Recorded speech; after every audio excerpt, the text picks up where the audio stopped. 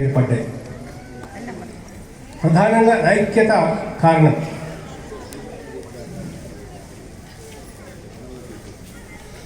ముఖ్యంగా ప్రపంచవ్యాప్తంగా వ్యాపారాలు అభివృద్ధి చెంది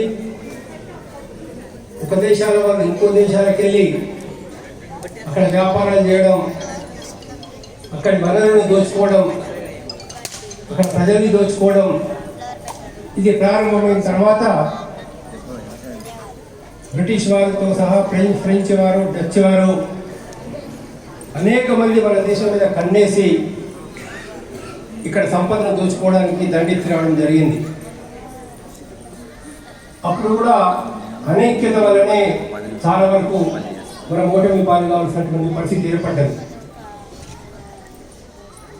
తర్వాత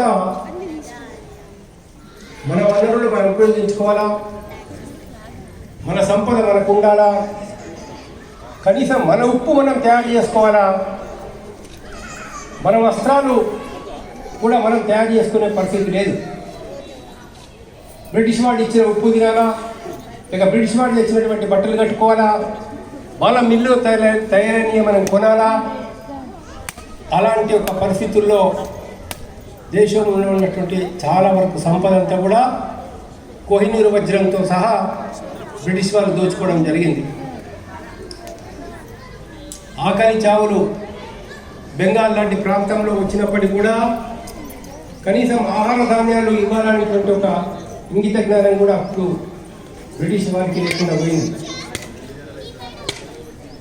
మన దేశానికి స్వతంత్రం కావాలి అని చెప్పేసి పెద్ద ఎత్తున ఉద్యమాలు వచ్చినాయి. బాల్ గంగాధర్ తిలక్ లాంటి వాళ్ళు స్వాతంత్రం నా జన్మ హక్కు అని చెప్పేసి అన్నందుకే కనీసం అదే దేశద్రోహం అయిపోయింది ఆ రోజుల్లో. ఆయన కేసరి పత్రికలో ఒక వ్యాసం రాసి స్వాతంత్రం నా జన్మ హక్కు అంటే దాన్నే సాక్ష్యంగా తీసుకొని ఆ రోజు ఆయనకు జైలు శిక్ష విధించడం జరిగింది.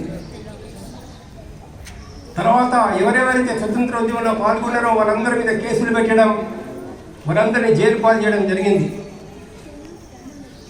అప్పుడు మహాత్మా గాంధీ లాంటి వాళ్ళు ఆలోచించి మనం చట్టాన్ని ఉల్లంఘించకుండా శాంతియుతంగా మనం ఉద్యమం చేసి స్వతంత్రం సంపాదించాలి అని చెప్పేసి ఆయన ప్రయత్నం